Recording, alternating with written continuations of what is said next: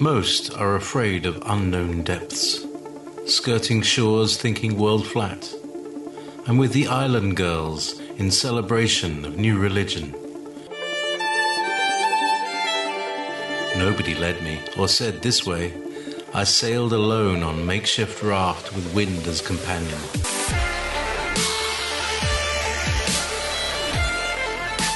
Fate for deliverance, confidence enough to assess new disposition. Seekers of lost paradise may seem fools to those who never sought the other worlds. Welcome to Momentary Zen with Zen Garcia. Visit www.fallenangels.tv. You're listening to Revolution Radio. And it was that whilst he prayed, he looked opposite to him, and behold, a sapphire stick was placed in the ground, which was planted in the midst of the garden. And he approached the stick, and he looked, and behold, the name of the Lord God of hosts was engraved thereon, written and developed upon the stick. And he read it, and he stretched forth his hand, and he plucked it like a forest tree from the thicket, and the stick was in his hand. And this is the stick with which all the works of our God were performed, after he had created heaven and earth, and all the host of them, seas, rivers, and all their fishes. And when God had driven Adam from the Garden of Eden, he took the stick in his hand, and went and tilled the ground from which he was taken. And the stick came down to Noah, and was given to Shem and his descendants, until it came into the hand of Abraham the Hebrew.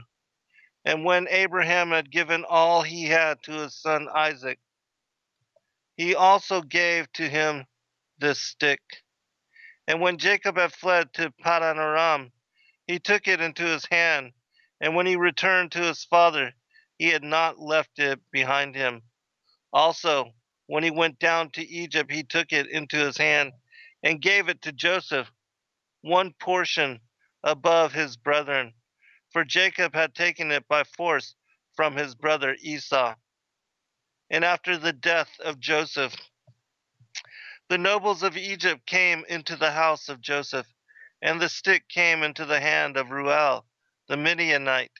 And when he went out of Egypt, he took it in his hand and planted it in his garden. And all the mighty men of the Kenites tried to pluck it when they endeavored to get Zipporah his daughter, but they were unsuccessful. So that stick remained planted in the garden of Ruel until he came who had a right to it and took it. Welcome, friends. I'm your host, Zen Garcia. This is Momentary Zen here on Revolution Radio, and I am hoping that everything is working correctly and that you are able to hear me.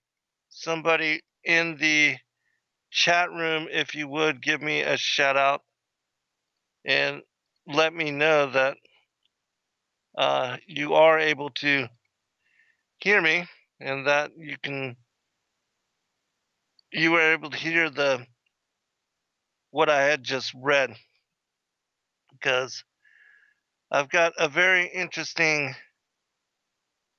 show lined up for you this evening, and it is about the rod of Adam, also referenced as the staff of Moses, the rod of Abraham. Thank you, Viking. I appreciate that, brother. And also, it's called the rod of miracles. And this has been part of the study that I've been doing, anyways. And those of you that are familiar with my work, you know that I've covered in great detail what are referenced in the scriptures as the garments of power, and that it was the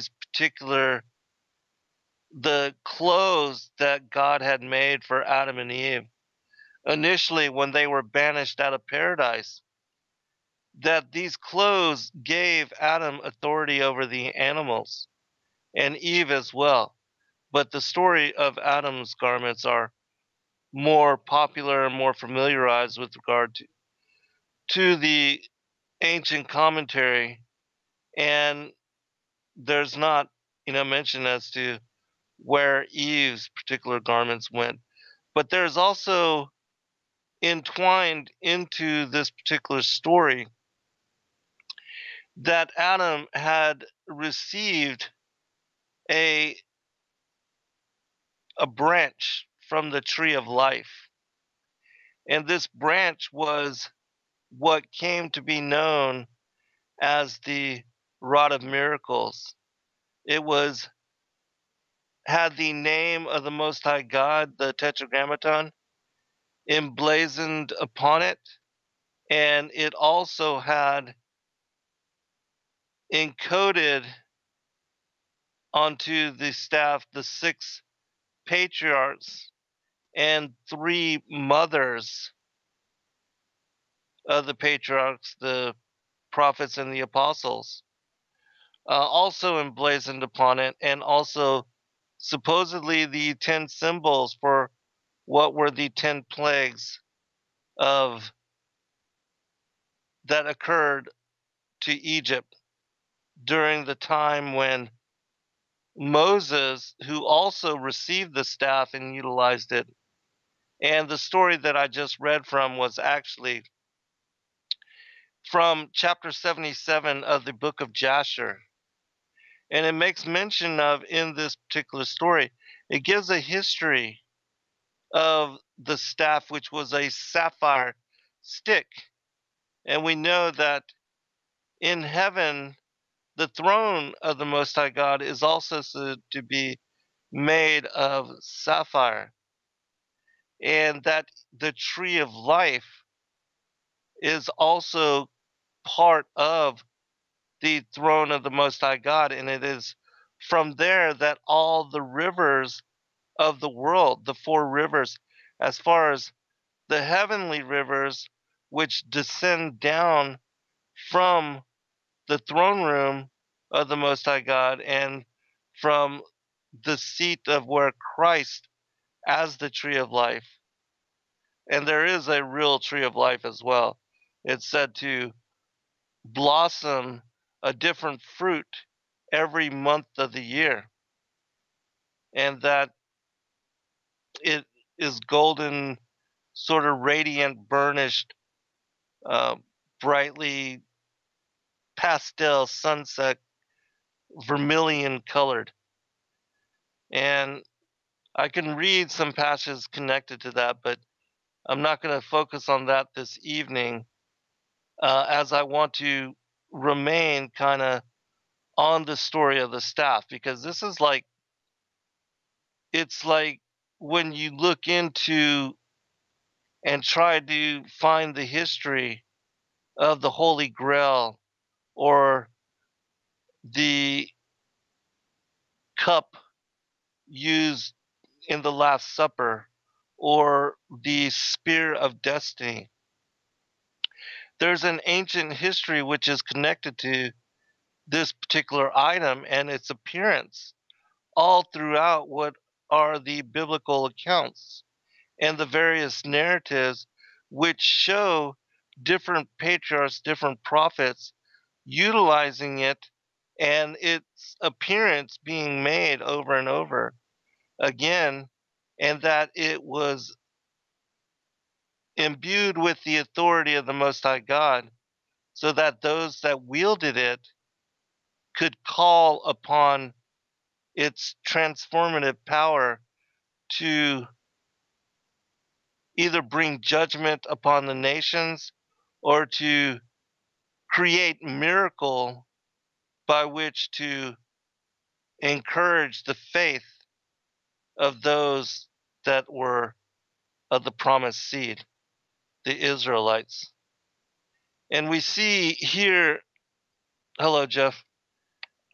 We see here in this particular story that it is made mention of having been handed down. And even to Ruel, who, for those that don't know, is Jethro, also spoken of as being Jethro, who was Moses' father-in-law. He was a Midianite, and even though he was initially an idol worshiper, and he was also one of the three main advisors for Pharaoh, and that when Balaam, who was another advisor for Pharaoh, and also Job, that, well, this is, I'll give you the background story of this as well, because the reason we see Job having to suffer a year of being sick and with pestilence and with boils and all of that before he was restored is because there was a time when there was leprosy in the house of Pharaoh. And this leprosy, well, it was basically because they were worshipers of idols and they did sacrifices unto these pagan gods and goddesses, which we know to be the fallen angels. And so they were struck with disease. And Balaam instructed Pharaoh to bathe in the blood of Hebrew children. And taking his advice, he found that it brought him comfort, but he was judged for it. And it seemed to, for whatever reason, to soothe his pain. And so every day he would slaughter a new child, a Hebrew child, and draining the blood, he would bathe in it and cover his wounds with it.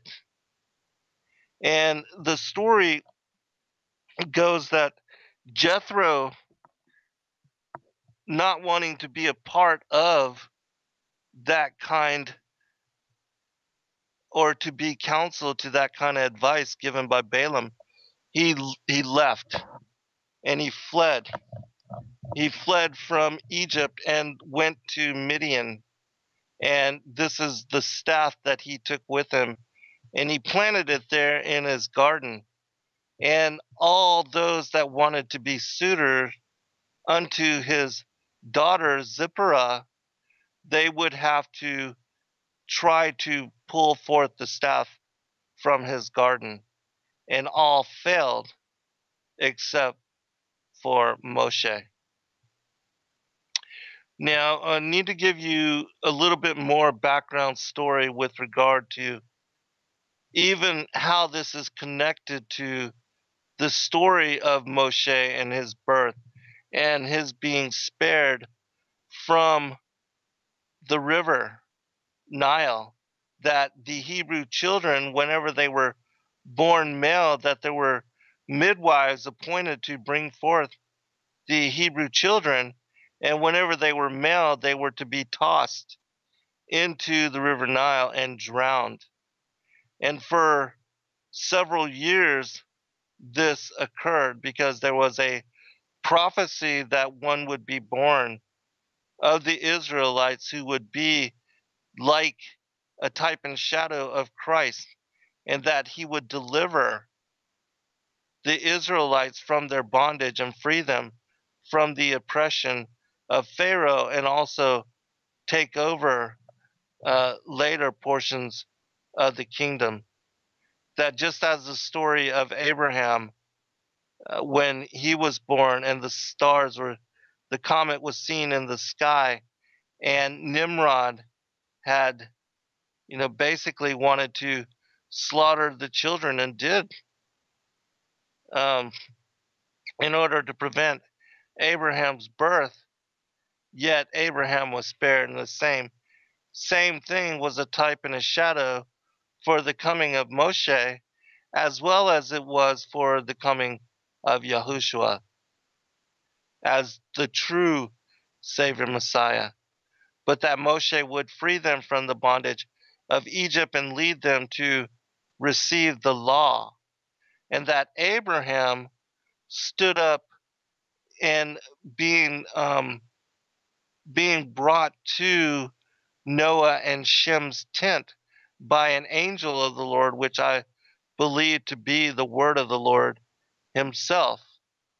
That when he was 13 years old, he was led by the angel of the Lord from the cave in which he and his mother and the handmaiden that was taking care of him, they were living there, and his father would come once a month to deliver unto them supplies to sustain them and to see how they were.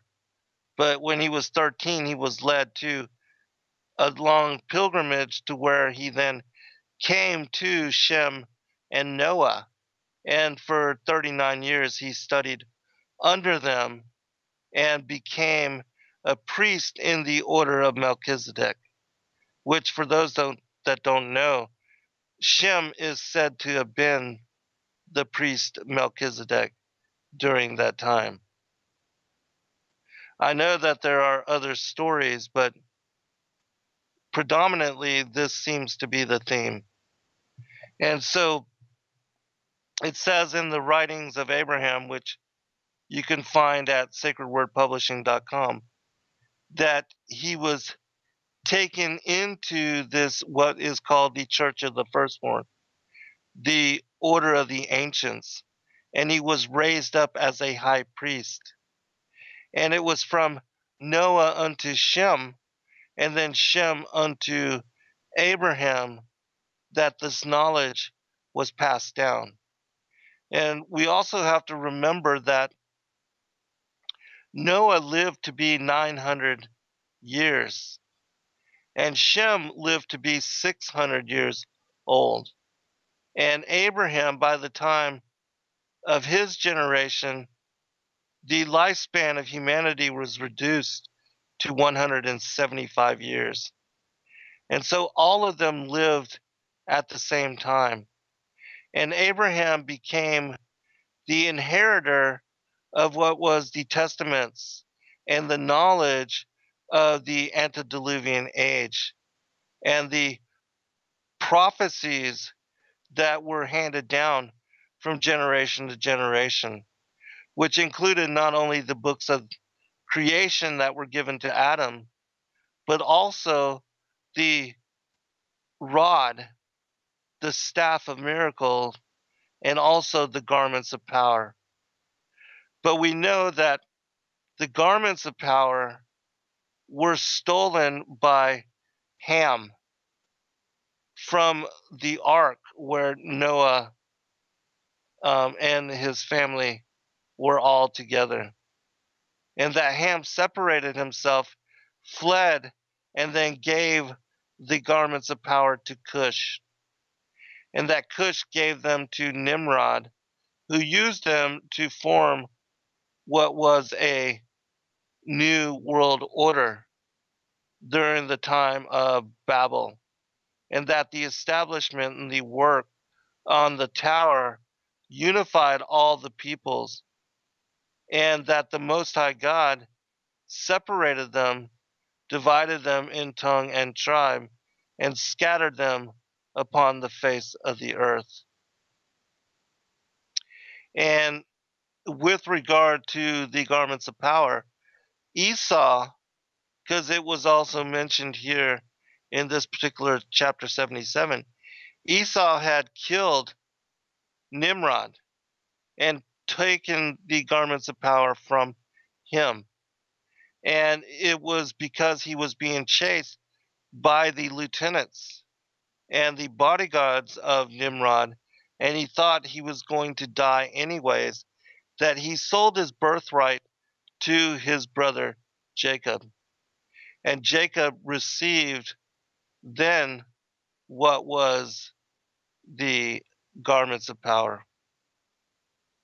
And then, as we said here, also that he had received the rod somehow as part of his inheritance. However, that occurred, whether that was through Esau or maybe that, was still in the possession of Abraham, and Abraham had given them to Isaac, and then Isaac to Jacob. But they were unified with Jacob. And then, as I said in the story, Jacob gave to Joseph this particular rod. And it is also speculated that the coat of many colors was linked to what are the garments of power, as being mentioned in the previous stories and the biblical narrative of these two really fascinating pieces of attire from what were Adam and Eve's first estate in their place of residence before being banished here to the earth. And I had also told you of the story of the presents that were brought before the that the seed of Seth, that the order of the Magi, the children of Seth, given the prophecy that by Adam that the Lord, the King, the Word of the Lord, the only begotten Son, would incarnate into the flesh at a certain time, a certain period, and a certain year, that they established this order to be vigilant in watching for and seeking the sign of his coming. And these three items that also were given to Adam and Eve, the gold, which was to give them light at night, the gold, the frankincense, and the myrrh, that these particular items, Christ told Adam as well, that when I am born and I incarnate into the mortality of this world and I take on flesh embodiment, that I will lead the Magi and they will bring me these three items that I am giving to you. And they will present them before me on the day of my entrance into this world. And that prophecy too was fulfilled. And if you want to know more about that particular side of the story, you can read from what is called the Revelation of the Magi. It's a new book that was only recently released within the past 3 or 4 years. And it's based upon a 2nd century BC Assyriac text, which describes what I'm telling you here.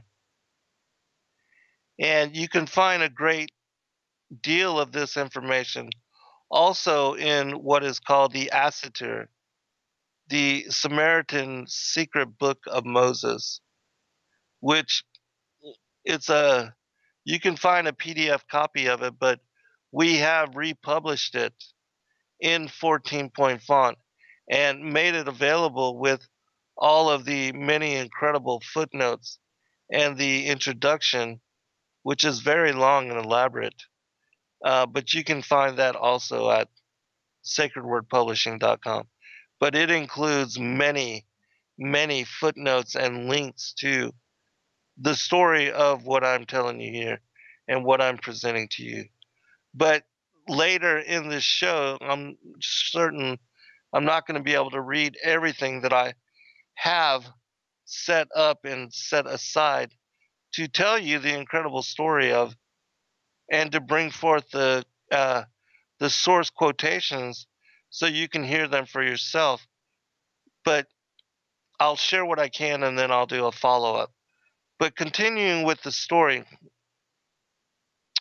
um, and so when it gets to Jacob and he was passed down to Joseph, we know that Joseph had died in Egypt and his effects were stolen by not the king that was alive during his time, but the son of that particular Pharaoh.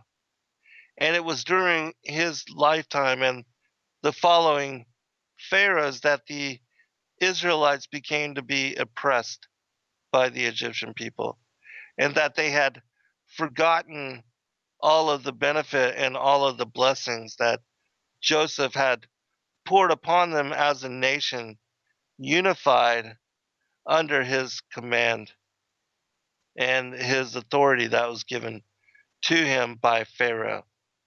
And so this particular staff, um, it it wasn't utilized. They had no idea as to what it was, and so that's when it came into the hands of Ruel. And Ruel then took it and put it into his garden, placed it and planted it into his garden. And so when Moshe came there and wanted to take Zipporah, and it's interesting, the other thing that I need to make mention of quickly is that the story of Moshe and Zipporah is similar to the story of Jacob and Rebekah, and that it's a really beautiful story. Um, actually, I'm sorry, Isaac and Rebekah, and then also of Jacob and Rachel, and that they were both um, that the well had failed, and it might have even no, I don't think it was from the same well because this is in the land of Midian, but um, that the daughters of Jethro, because he was not well favored by the people of the land because of his abandonment to not serve their idols anymore, they made it very difficult. And that the same for Laban because of his involvement with idols, he did not have the blessings of the Most High upon him, and that the well there in that land failed often, and that his sheepfold had been so reduced in number that he had his daughters caring for them and did not have shepherds on staff. And it was the same for Jethro in that he had his three daughters taking care of and watching over his flock. And so this story, and that just as Rachel and Rebekah, that they were mistreated by the other male shepherds of the land, the same thing for Zipporah.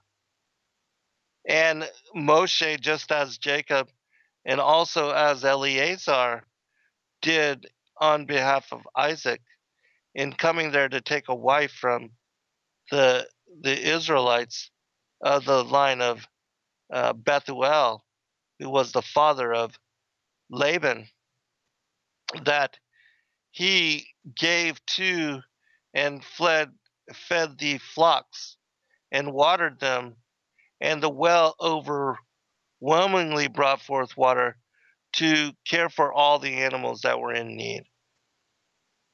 And so that's when Jethro, when he took Moshe as guest into his house, he initially imprisoned him because he recognized him as being what was called forth in the prophecy as the Savior, that he would be the one that would free the Israelites from the bondage of Egypt. And he was still loyal to Pharaoh, and his heart was still with the Egyptian people at that time, even though he was no longer in council with Pharaoh or serving in that capacity. But yet his allegiance and his heart was still with Egypt. And so for 7 years, Moshe was bound in this dungeon like, prison like system. and he was forgotten basically by Jethro.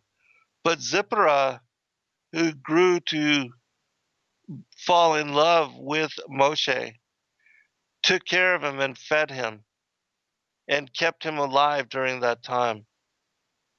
And so it was 7 years later that she asked her father to look in upon him, and that if he was still alive, certainly he deserved to be freed.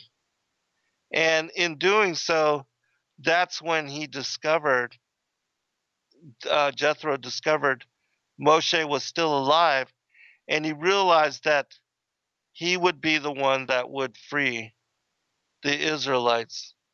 But now it was time to allow him to fulfill his role, to fulfill his mission. And just to test him that he would be the one, um, that he would bring forth the staff. And in fact, he did. And then he was allowed to take Zipporah as his wife. But he made stipulation with Moshe that every other child would be raised up in the Egyptian manner. And so the firstborn um, was baptized and raised as an Israelite. And then the second wasn't. And that led to Moshe having an encounter with Satan, and that he was swallowed up by this particular serpent.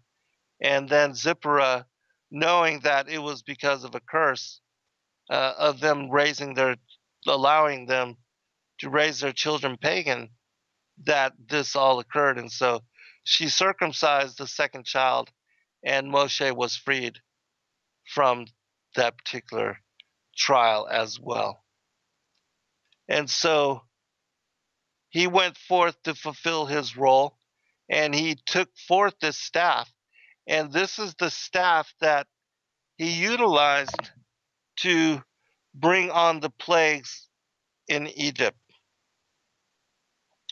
And that it was the same staff that when he cast it down, the staff swallowed the other serpents of Pharaoh. And the magicians Jannes and Jambres, which for those that don't know, they were the two children of Balaam. And you see how all these stories are intertwined. And so I'm going to read really quickly a few passages from Exodus just to give you idea as to how this story is intertwined into the biblical narrative, but it's one of those things which you could immediately and quickly glance over, not understanding the fullness of what is being mentioned and spoken about. But for those that, especially now after hearing this show, that having the eyes to see, the ears to hear, and a mind to understand, you will find the story of what I'm telling you connected to many of the prophets, the patriarchs, and even the apostles, as you will see. But that it was said after, well, I'll continue the story after reading these accounts. It says, and the Lord said unto him, what is that in thine hand? And he said, a rod. And he said, cast it on the ground. And he cast it on the ground, and it became a serpent. And Moses fled from before it. So you can see he was, totally frightened at the powers that were grafted into and embedded within this particular staff. From verse 17, and thou shalt take this rod in thine hand, wherewith thou shalt do signs. Verse 20, And Moses took his wife and his sons and set them upon an ass, and he returned to the land of Egypt. And Moses took the rod of God in his hand. Verse 9. And Moses said unto Joshua, choose us out men and go out, fight with Amalek. Tomorrow I will stand on the top of the hill with the rod of God in my hand. And so those are just a few of the stories. But this was the same rod that Moses also wielded when he split the sea, when he split the Reed Sea, and his people went forth upon dry ground. This was also the same staff which he tapped the rock, and it burst asunder and brought forth the water and the spring, but well by to nourish the people of Israel.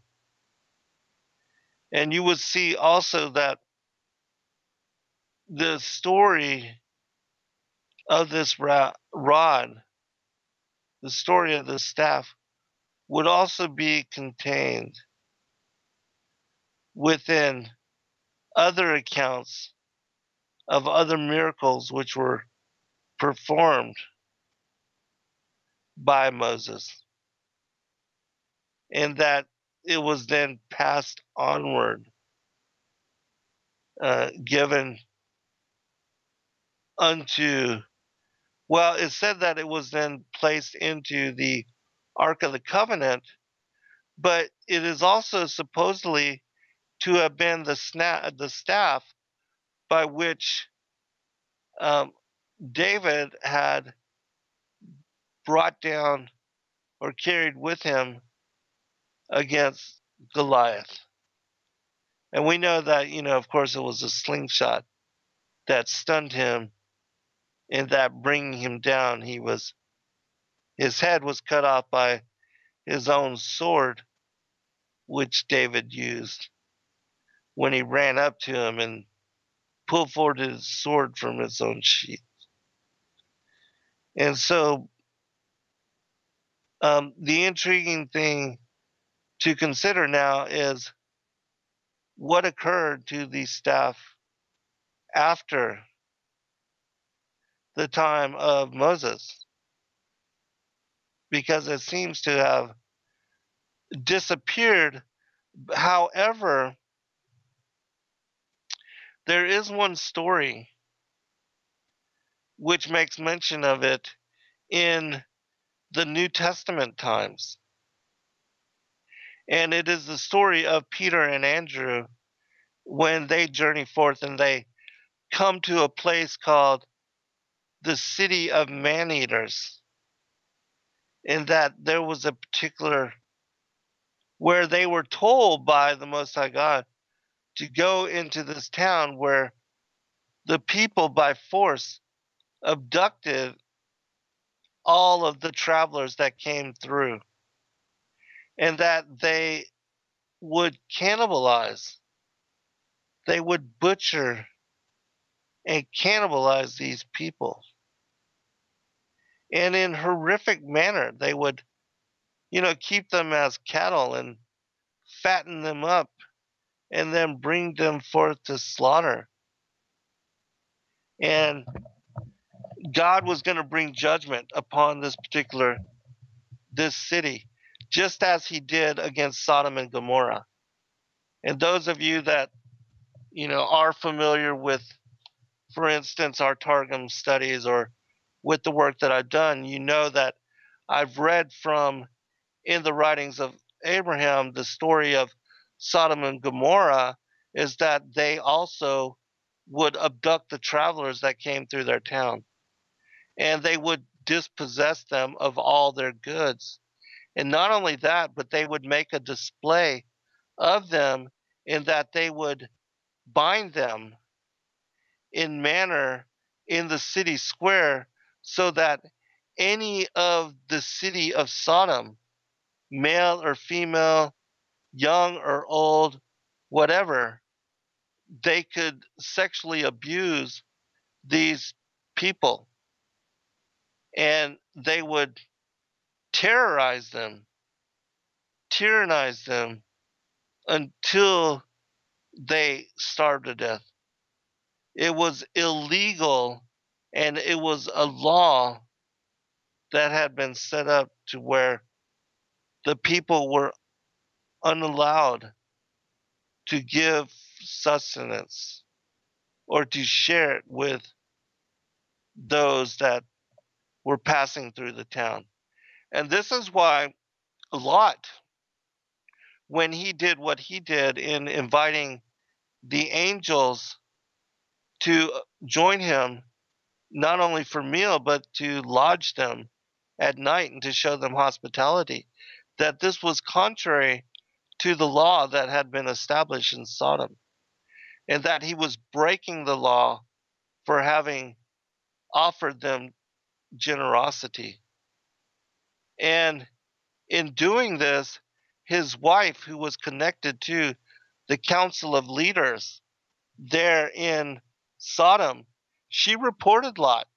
She went and told them that the angels, all they thought they were beautiful people, but told them that they were at her house. And so that's when, the riot mob came forth and had demanded of them to bring forth these travelers so that they could do to them as they wished, and that all kind of homosexual and as well as other sexual abominations were practiced by those people during the different times of the year. And so Lot offering generosity to the angels, that not only brought the blessings of the Most High upon him and proved that he was righteous, but this is also why his wife was turned into a pillar of salt, in that judgment was brought upon her for not only telling on her husband, but for informing the leadership there of, the coming of those angels to them by night. And so these stories were also practiced in other towns. It makes mention of 4 other major cities there in the valley of Shinar, on the plains of Shinar, that performed the same kind of and had instilled the same kind of practices. And that's why the Most High brought destruction, raining fire and brimstone upon them and destroying them utterly. And so, again, this is an aspect of the story that is little understood. So, anyways, this particular place where Peter and Andrew were going, they also practiced cannibalism, and they kept as prisoner the different people, and then they would bring them forth and slaughter them and divvy them up, and their bodies were used to feed the people of these cities, and that they were practicing the slaughter of innocents, but also of, the consumption of blood and flesh. And so the next show that I do on this particular um, topic, the second in this series, I will read some of that to give you greater understanding. But I believe it's called the Acts of Peter and Andrew, their travels to the city of the man-eaters, something of that nature. But anyways, you can find this in the second book of our Great Commission series, along with many other of the accounts of the travels, the pilgrimages of the various apostles as they went forth two by two. But, anyways, in this particular story, Andrew and Peter are told to carry with them this particular staff that we're speaking about, the rod of miracles, and that God gives it to them, and that they are supposed to plant it, and that when they do plant it as a tree near this particular church, this particular that it becomes a fountain, and it purifies the water, and it also heals the people, that a lot of them are psychotic from they're given drugs too. That's another thing, that the people of this particular town, they utilize drugs in order to keep the travelers out of their minds and keep them from even being able to ascertain as to what was going on and what was happening to them while they were being fattened up and prepared, ripened for slaughter. And so I'll share some of those stories with you when we return from break. And those of you that are interested in knowing more of this particular topic, you can look it up and find it under um, the story in the Jewish Encyclopedia, Aaron's rod, or the rod of Moses, that you can also find in the Wikipedia, the same thing, the story of Aaron's rod or Moses's staff. But in just reading, just because I like to read all the ancient manuscripts, and it was just in reading a lot of that material that I came across a lot of mention of these particular stories. And even with the first, as far as Adam being cast out, being kicked out of paradise, that you find mention of this particular staff, that it was created on the sixth day, according to the accounts. And that when Adam and Eve are cast forth from paradise, that this also was was an item that became important to the legacy of the children of Adam and the lines and the generations that were born unto them, that it was passed down, and that it would be not only incorporated, but that it would come to have a fascinating tale, a story of the miracles and the powers that attributed to it play out in the different eras, the different parts of what are the historical um, accounts of the tribe of Israel as the seed of promise. I'm going to read really quickly a passage about this item. Joseph received two gifts from his father. The first was Shechem, the city that Jacob had defended with sword and bow against the depredations of the Amorite kings when they tried to take revenge upon his sons for the outrage committed there. And the second gift was the garments made by God for Adam and passed from hand to hand until they came into the possession of Jacob. Shechem was his reward because with his chastity he stemmed the tide of immorality that burst loose in Shechem first of all. Besides, he had a prior claim upon the city.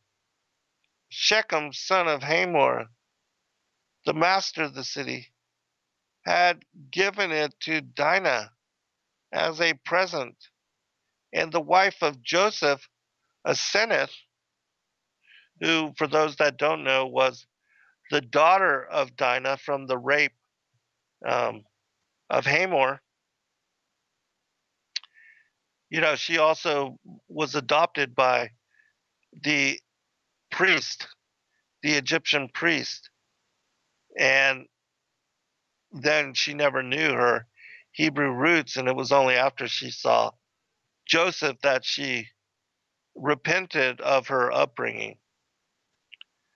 The wife of Joseph, Asenath, being the daughter of Dinah, the city belonged to him by right. Adam's clothes Jacob had received from Esau. He had not taken them from his brother by force, but God had caused them to be given to him as a reward for his good deeds. They had belonged to Nimrod. Once when the mighty hunter caught Esau in his preserves and forbade him to go on the chase, they agreed to determine by combat what their privileges were. Esau had taken counsel with Jacob, and he had advised him never to fight with Nimrod while he was clothed in Adam's garments. The two now wrestled with each other, and at the time Nimrod was not dressed in Adam's clothes. The end was that he was slain by Esau. Thus the garments worn by Adam fell into the hands of Esau. And from him. All right, welcome back, everybody. For a second hour, I'm your host, Zen Garcia. This is Momentary Zen here on Revolution Radio. And this evening, I'm covering the esoteric topic with regard to Adam's garments, his what were called the vestures of honor, and also of his staff of power. Now, I'll tell you of another story connected to this particular staff, and I do believe that it was given and had reached its way to Joseph, and that when Mary, as a 14-year-old virgin given out of the temple, that all the other virgins would leave to take husbands and to marry and bring forth family and have children. Mary had basically committed and dedicated herself to the kingdom and to God, and had made a vow never to know a man. And that it was because of that vow that God had chosen her to be, and also that it says that Yahushua, the Savior Messiah, chose her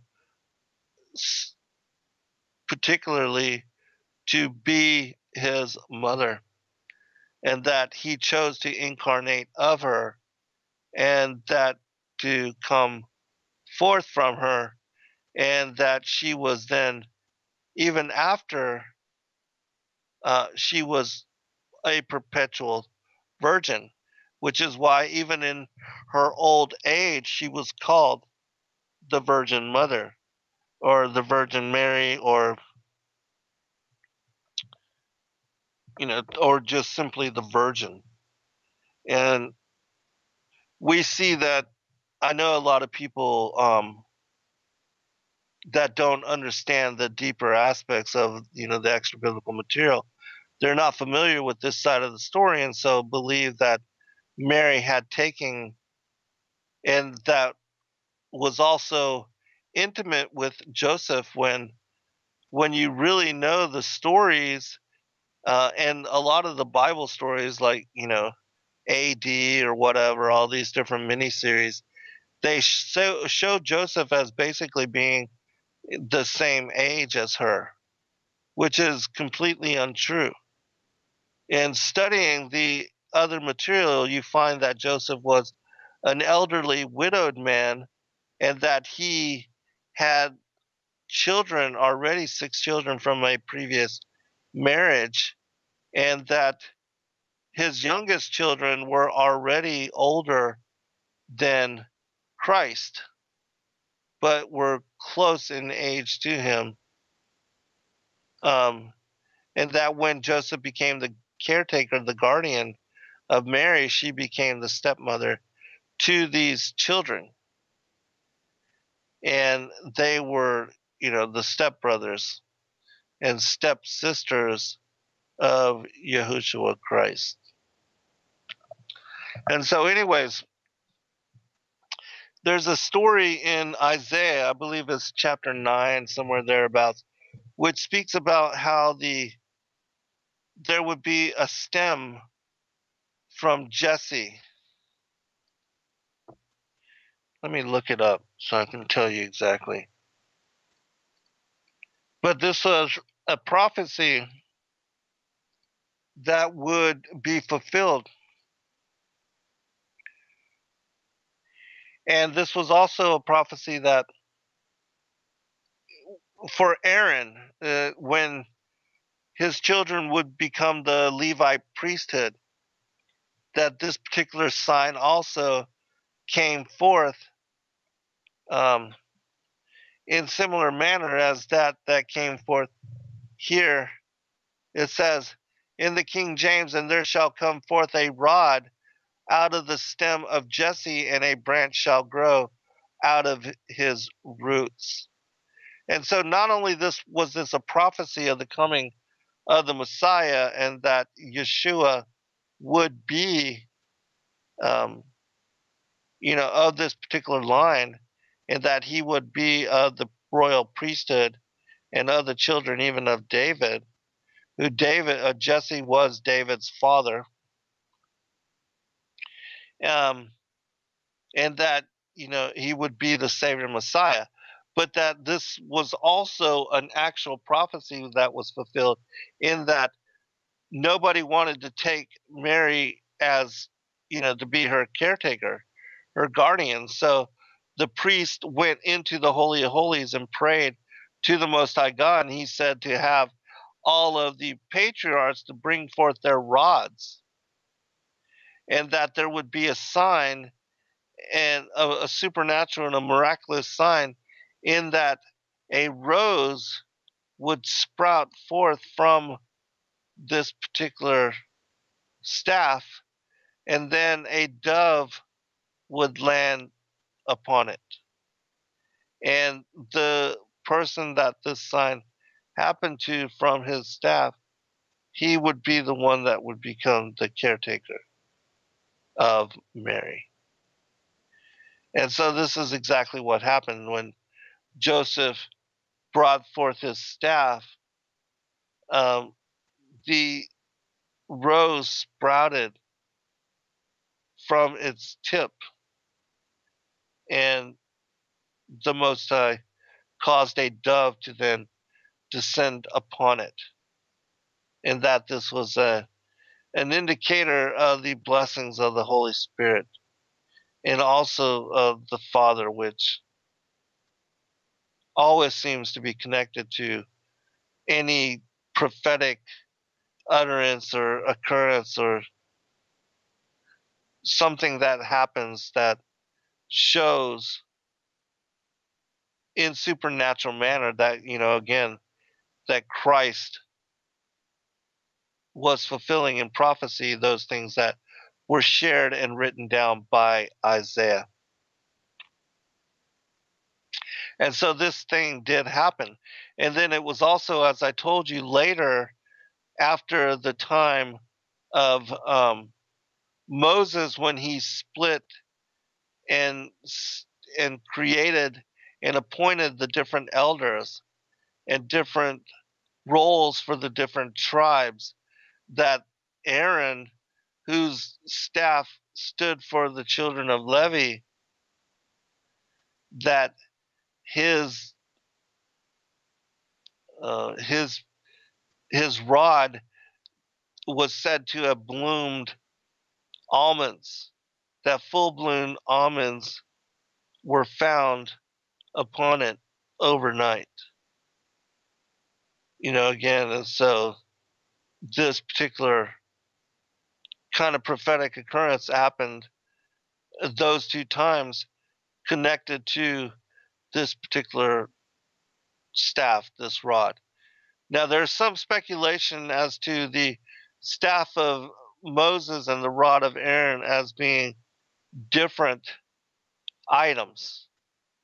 Whether this is true or not, um, again, we don't know. All we can do is try to connect the dots of the different books that speak about and bring up in individual circumstances the connection of this particular item. All right, and so let me I'm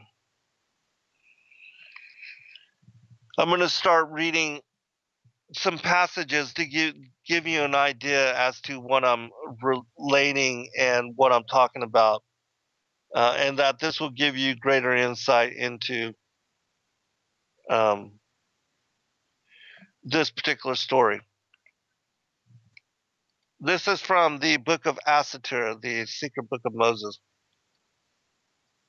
It says, "And Israel sighed, and their groaning went up, and there arose a Pharaoh from Kittim, whose name was Etert. And Moses kept the flock of Jethro, and he came to Mount Horeb. On the 15th day of the third month, on the fourth, God fulfilled the covenant which he had made with the meritorious ones. The rod of Adam and his clothes were given to Moshe on that day. And this is the word which is said, and this is a sign to thee. On the fourth Wednesday he showed himself to Moses," meaning God. "On the first Sunday he went down to Egypt, and God said to Aaron, Go and meet thy brother." Remember, that was also a supernatural occurrence, in that Moses was told to go meet Aaron, and Aaron was at the same time told to go meet him, and that they would meet each other, and that would be a supernatural sign that both of them had been selected by God to, in this case, to bring forth from bondage the Israelites. And this same thing was also given in dream related to Joachim, who was the father of Mary, and Hannah, the mother of Mary, in that both of them being barren like Sarah and Abram, that they were old and already into their 90 and 100 years and unable to bring forth children. They were greatly mocked and belittled by the people of Israel. But having faith and also committing to dedicate her unto the temple, that both Joachim was told to leave his flocks and to go into the city, into Jerusalem, and there he would find his wife, who was also leaving the house to come find him, because both of them had been given and related in dream that they would bring forth Mary, and that Mary would be blessed all over the world, and that people would come to know her and of her actions, and that she became the vehicle whereby the Messiah would take on incarnation into this world. And so, lots of parallels that we see all throughout the scriptures. In one of the footnotes, it says in the Assater, it is not stated here who gave Moses the rod of Adam and the clothes. According to Jewish traditions, the rod was in the house of Pharaoh left by Joseph, taken by Jethro, planted in his garden where Moses found it. See above literature on rod of Moses. As for the clothes, Adam gave them to Enoch, Noah, and then they came to Ham, and from him to Nimrod. Thus far in the Perk de Rabbi Eleazar, and also the Zohar, Esau killed Nimrod and took the clothes. And in the Genesis Rabbah in chapter 68, and similarly in the Yasher, the book of Yasher, chapter 7, and also in the book of the Bee, you have all these stories related. Okay. Continuing. This is the story of Moses marrying Zipporah. And this is from the Legends of the Jews.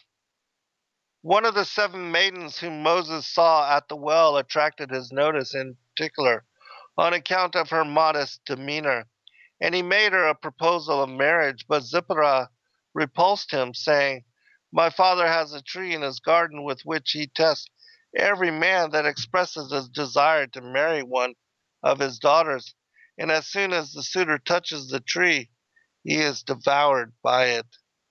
Moses: "Whence has he the tree?" Zipporah: "It is the rod that the Holy One, blessed be he, created in the twilight of the first Sabbath eve, and gave to Adam.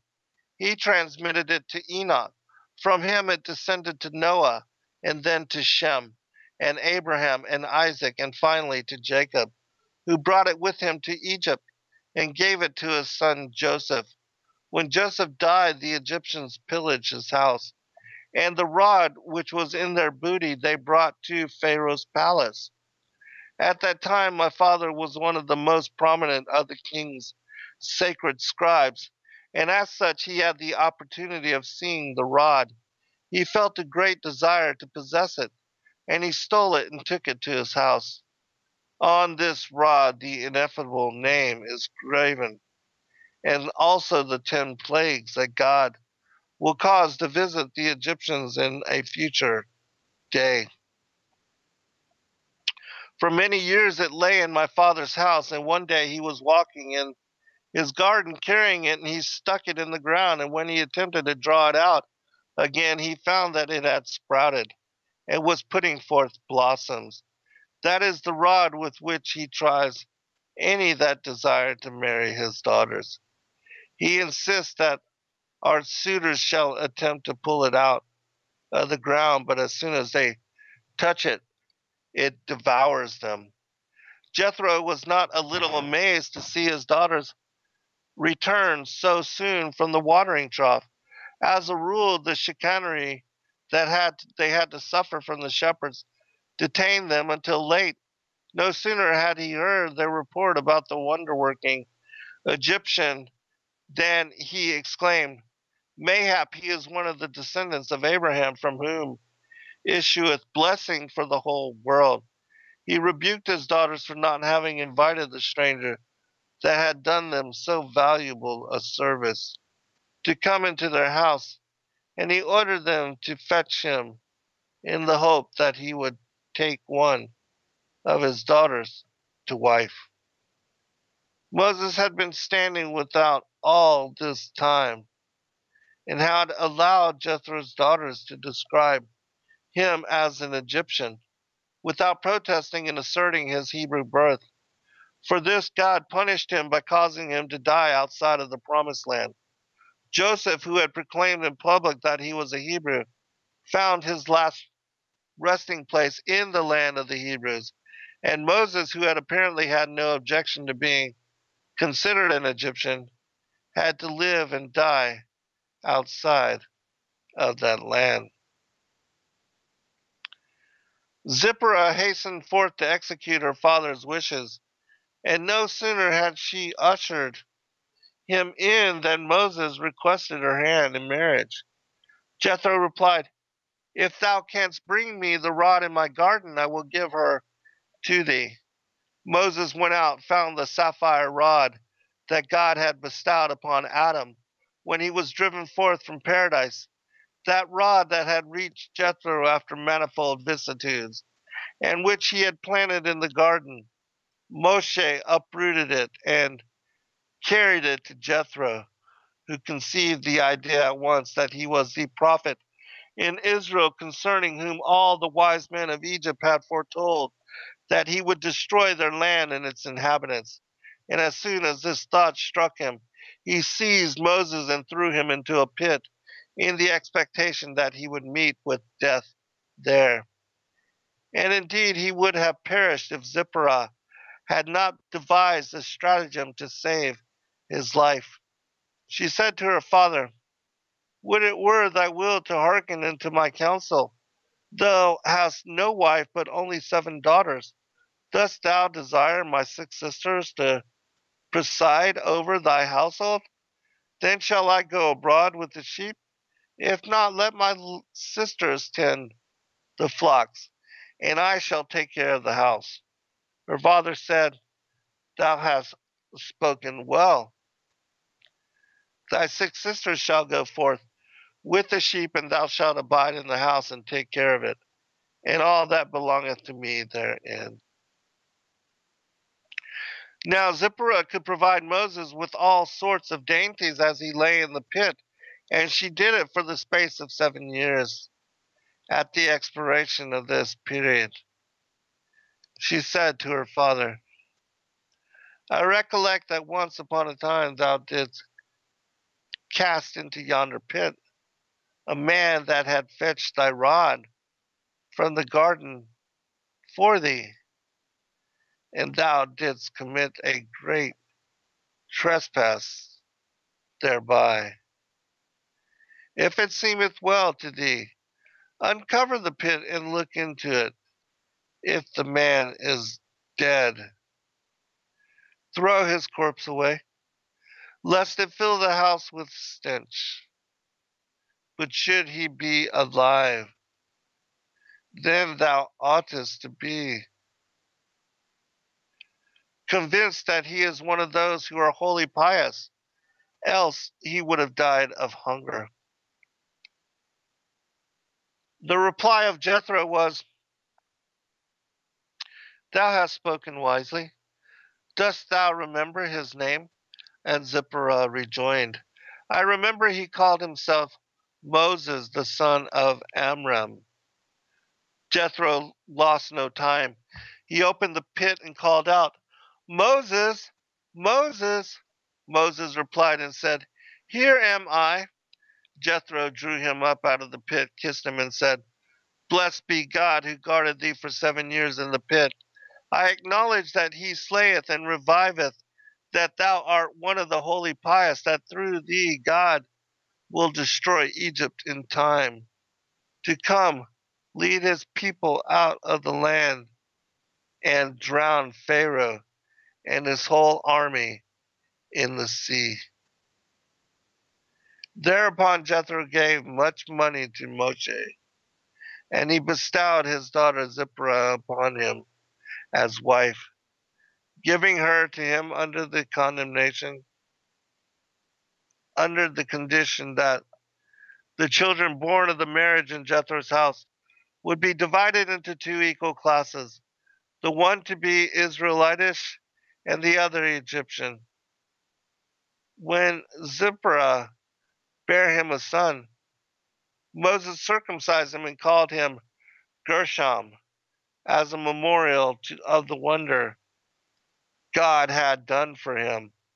For although he lived in a strange land, the Lord had not refused him, and even there.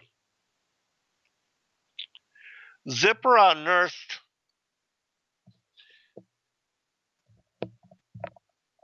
her first child for 2 years, and in the third year she bore a second son. Remembering his compact with Jethro, Moses realized that his father-in-law would not permit him to circumcise this one, too, and he determined to return to Egypt that he might have the opportunity of bringing up his second son as an Israelite. On the journey thither, Satan appeared to him in the guise of a serpent and swallowed Moses down to his extremities. Zipporah knew by this token that the thing that had happened because her second son had not been circumcised, and she hastened to make good the omission. As soon as she sprinkled the blood of the circumcision on her husband's feet, a heavenly voice was heard to cry to the serpent, commanding him, "Spew him out." And Moses came forth and stood upon his feet. And thus Zipporah saved Moses' life twice, first from the pit and then from the serpent. When Moses arrived in Egypt, he was approached by Dathan and Abiram, the leaders of the Israelites, and they spake, "Comest thou hither to slay us, or dost thou purpose to do the same thing with us as thou did with the Egyptian?" This drove Moses straightway back to Midian, and there he remained 2 years more, until God revealed himself at Horeb and said to him, "Go and bring forth my children out of the land of Egypt." And so you can see that's the fullness of the story with regard to how Moshe came in possession of this particular rod. And I'll also show you that some of the miracles that are connected, that even the dividing of the sea, the tapping of the water, that these kinds of things were done in the accounts and the commentaries and the legends of the Jews and other biblical commentary. You'll find, the same kind of story referenced as, even though it may not, it's just maybe talking about uh, the rod or God's rod. It's all connecting the same story, the same item of interest here that we're examining.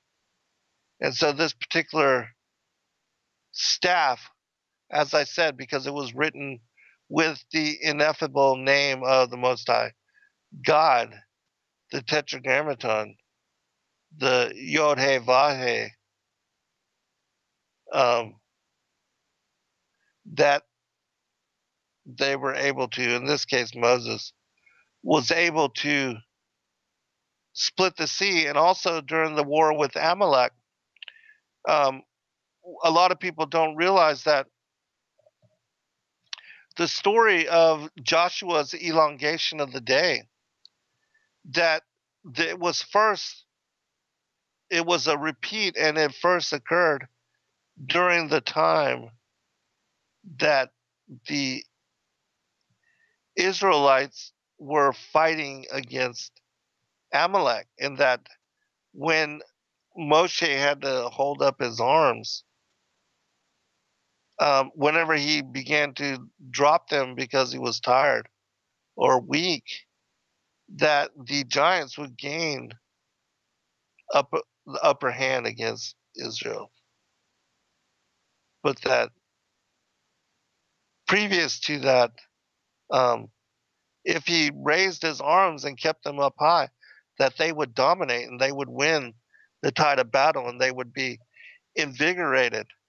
And Moses got so tired of doing this that finally Aaron and I think his name is Nabedinad.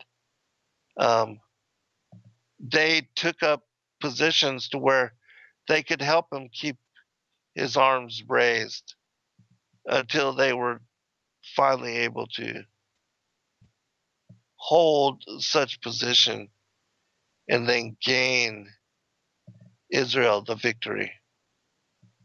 But it says in the story um, that that was the first time that the night had been elongated for Israel. And so I'll read this particular story as well. And I'll just share what I can and what we have remaining of time. And at some point, the next, as far as the next in the series on this, I'll share with you the mentions of Adam and the books of creation that he was given, and how he passed these things along with the garments and the rod on to Enoch, and then Noah, Shem, Abraham, Isaac, Jacob, the leaders of the 12 tribes, Judah. That this staff was even said to be the staff that Judah had given unto Tamar, and that Phineas, the twins, I think it's Phineas, can't remember exactly, but the two twins that were born unto him, that she was able to verify, him as the leader of the tribe of Judah. And so, anyways, we'll get to some of that as well. God spake to Moses, saying, Why dost thou stand here praying? My children's prayer has anticipated thine. For thee there is naught to do but lift up thy rod, and stretch out thine hand over the sea, and divide it. Moses replied, Thou commandest me to divide the sea, and lay bare the dry ground in the midst of it, and yet thou didst thyself make it a perpetual decree, that the sand shall be placed for the bound of the sea. And again God spake to Moses, Thou hast not read the beginning of the Torah. Yea, I did speak, let the waters under the heaven be gathered together into one place, and let the dry land appear. And at that time I made the condition that the waters shall divide before Israel. Take the rod that I gave unto thee, and go up to the sea upon mine errand, and speak thus, I am the messenger, sent by the Creator of the world. Uncover thy paths, O sea, for my children, that they may go through the midst of thee on dry ground. Moses spoke to the sea as God had bidden him, but it replied, I will not do according to thy word. For thou art only a man born of a woman, and beside, I am 3 days older than thou, O man, for I was brought forth on the third day of creation, and thou on the sixth. Moses lost no time, but carried back to God the words that the sea had spoken, and the Lord said, Moses, what does the master do with an intractable servant? He beats him with a rod, said Moses. Do thus, ordered God, lift up thy rod and stretch out thy hand over the sea and divide it.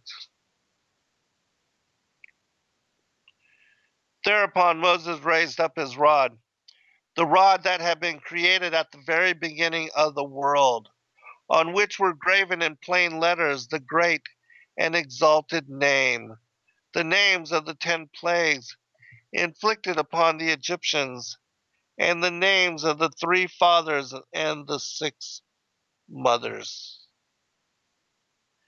and the 12 tribes of Jacob. This rod he lifted up and stretched it out over the sea. The sea, however, continued in its perverseness, and Moses entreated God to give his command direct to it. But God refused, saying, were I to command the sea to divide, it would never again return to its former state. Therefore, do thou convey my order to it, that it be not drained by for dry forever. But I will let a semblance of my strength accompany thee, and that will compel its obedience. When the sea saw the strength of God at the right hand of Moses, it spoke to the earth, saying, make hollow places for me, that I may hide myself therein before the Lord of all the created things. Blessed be he. Noticing the terror of the sea, Moses said to it, for a whole day I spoke to thee at the bidding of the Holy One, who desired thee to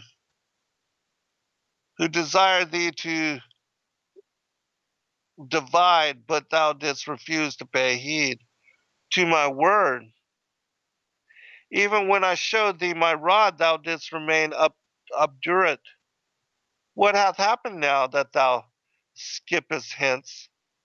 The sea replied, I am fleeing not before thee, but before the Lord of all the created things, that his name be magnified in all the earth. And the waters of the Red Sea divided, and not they alone, but all the waters in heaven and on earth, in whatever vessel it was, in cisterns and wells, in caves and casks, in pitchers and drinking cups, and in glasses, and none of these waters returned to their former estate until Israel had passed through the sea onto dry land. That's from book 3 of the Legends of the Jews. I think I'll share one more story with you, and then I'll just end in commentary, I believe. In this story, it says that, well, Moses wanted to show to the people that the rod could be used for good and not evil per se, but harsh, in the harshness of judgment being delved out and poured out upon the fallen angels and the fallen ones. So he did this. And then God bade him go with some elders to the rock on Horeb and fetch water out of it. The elders were to accompany him there, that they might be convinced that he was not bringing water from a well, but smiting it from a rock. To accomplish this miracle, God bade him smite the rock with his rod. As the people labored under the impression that this rod could only bring destruction, for through his agency Moses had brought the 10 plagues upon the Egyptians in Egypt and at the Red Sea. Now they were to see that it could work good also. Upon God's bidding, Moses told the people to choose from which rock they wished water to flow. And hardly had Moses touched with his sapphire rod the rock which they had chosen, when plenteous water flowed from it. The spot where this occurred, God called Massa or Meribah, because Israel had there tied, because Israel had there tried their God, saying, if God is Lord over all as over us, if he satisfies our needs and will further show us that he knows our thoughts, then will we serve him, but not otherwise.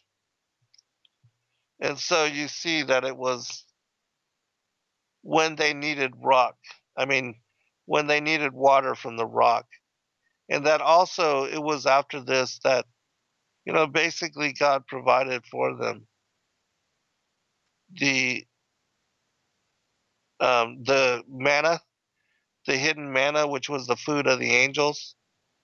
And according to that story, angels do eat.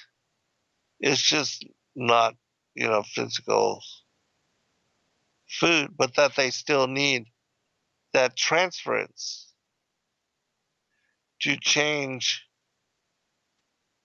for instance, the flesh and the fruit of an apple into what would become uh, fuel, and the glucose and the sugar and the breakdown, the fiber, those kind of things, which all of our bodies, being an organism, an animal, being in animal nature, our bodies transport and transform what is the fuel of the fruit and the vegetables and even um, the animal flesh into what we would need. And converting it, we expel it from our bodies and then give that to the earth, and that also fuels fuels the earth and creates what worms and flies and creatures and things of that nature would need to survive for themselves. And so the cycle is, if you really think about it, death gives life, life rebirth, rebirth movement, movement change, and then change brings forth further growth and evolution, or getting older. We humans, we find our lives at some point cut off, and that we return to the ground, and our life force extinguished, our spirits having left our physical bodies, our bodies become ashes to ashes, dust to dust.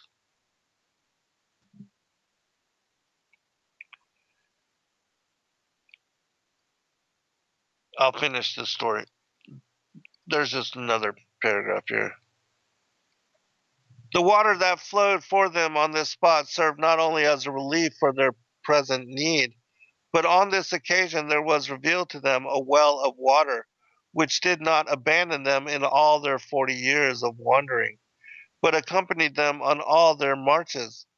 God wrought this great miracle for the merits of the prophetess Miriam, wheretofore also it was called Miriam's well. But his well dates back to the beginning of the world, for God created it on the second day of the creation, and at one time it was in the possession of Abraham. It was this same well that Abraham demanded back from Abimelech, king of the Philistines, after the king's servants had violently taken it away. But when Abimelech pretended not to know anything about it, saying, I would not, who hath done this thing? Abraham said, Thou and I will send sheep to the well, and he shall be declared the rightful owner of the well, for whose sheep the water will spout forth to water them. And continued Abraham, From that same well shall the seventh generation after me, the wanderers in the desert, draw their supply. And so you see again the connections. This well was in the shape of a sieve like rock, out of which water gushed forth as from a spout. It followed them on all their wanderings, uphill and down, dale, and wherever they halted, it halted too. And it settled opposite the tabernacle. Thereupon the leaders of the 12 tribes would appear, each with his staff, and chant these words to the well: Spring up, O well, sing ye unto it. Nobles of the people digged it by the direction of the lawgiver with their staves, and then the water would gush forth from the depths of the well and shoot up high as pillars, and then discharge itself into great streams that were navigable. And on these rivers the Jews sailed to the ocean and hauled all the treasures of the world therefrom. Okay, I'm going to stop there. I do have a lot of information, though, on this. And as I said, there's still connections to Aaron and his, as far as the Levites being chosen, that an almond branch came forth from the rod, Aaron's rod, and showed to them and proved to them that they were the rightful heirs. There's other stories too about um, Miriam's well and its connection to this particular rod as well. But, I'm not going to go into all of that. We've got just 4 minutes remaining, but I did want to, bring some emphasis from some of these stories. And you can find a lot of these tales in the legends of the Jews. What I had read from this evening was predominantly from the book of Jasher, the opening, chapter 77.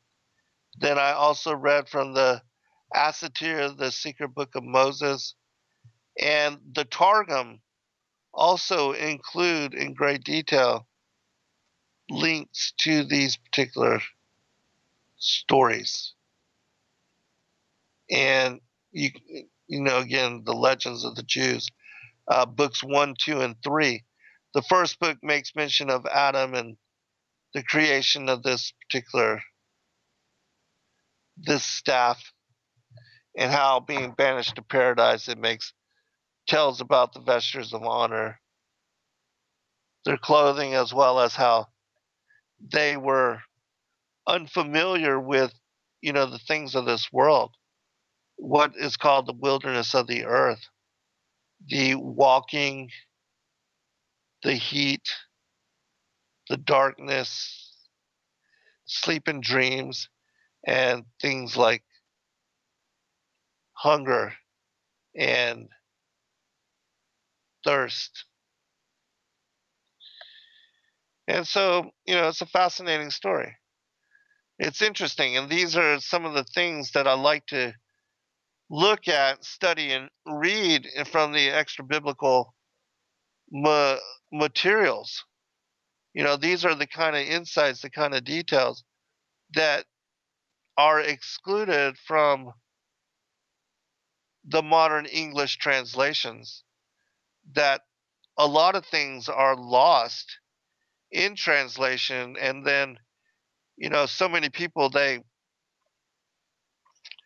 judge the commentaries, such as the Chronicles of Jeremiah or the Perkdi Rabbi, the Eleazar, or even the stories, even though we know that the Talmud has now been corrupted, but even the Talmud and the Zohar and the ancient Midrashes and the Mishnah, that these books of commentary, previous to their becoming corrupted, that they have a lot of really incredible information within them, that for those that are seekers of truth, scholars of the lost, the forgotten, and the forbidden, that you are able to glean the underlying truth of these kinds of omissions.